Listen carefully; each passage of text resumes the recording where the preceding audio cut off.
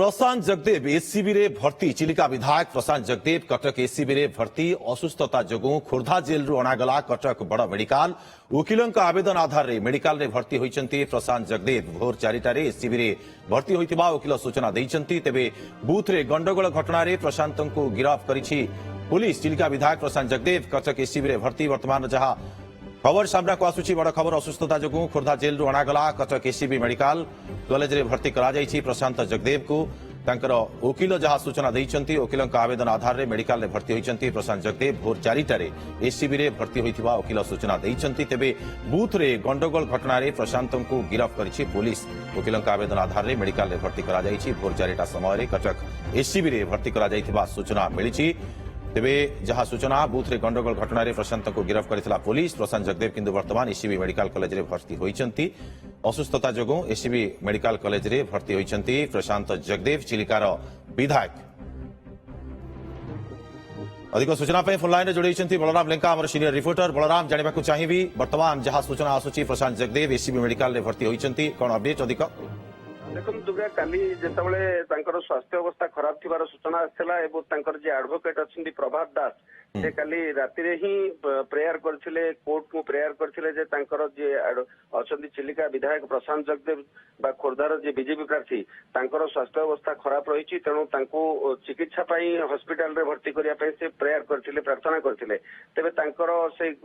जो प्रेयर को ग्रहण करिकरी से तांकर स्वास्थ्य अवस्था प्रथमे जेल भितरे जांच कराइतला एवं जेतेबेले अनुभव करथिले जे तांकर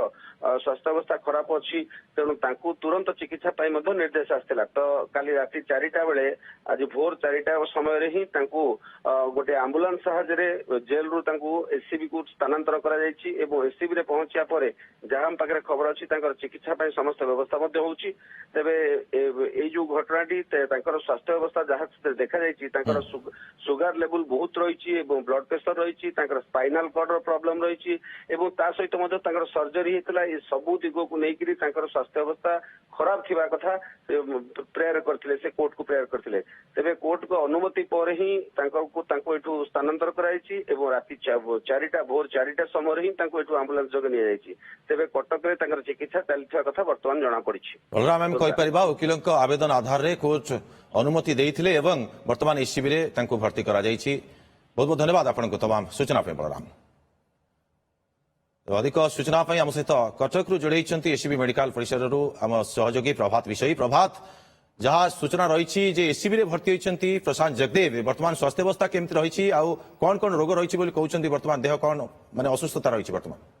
देखो दुर्गा माधव जहाँ कहते खोर्धारू बलराम लेंका सूचना दौले जो वकिल रही प्रशांत जगदेव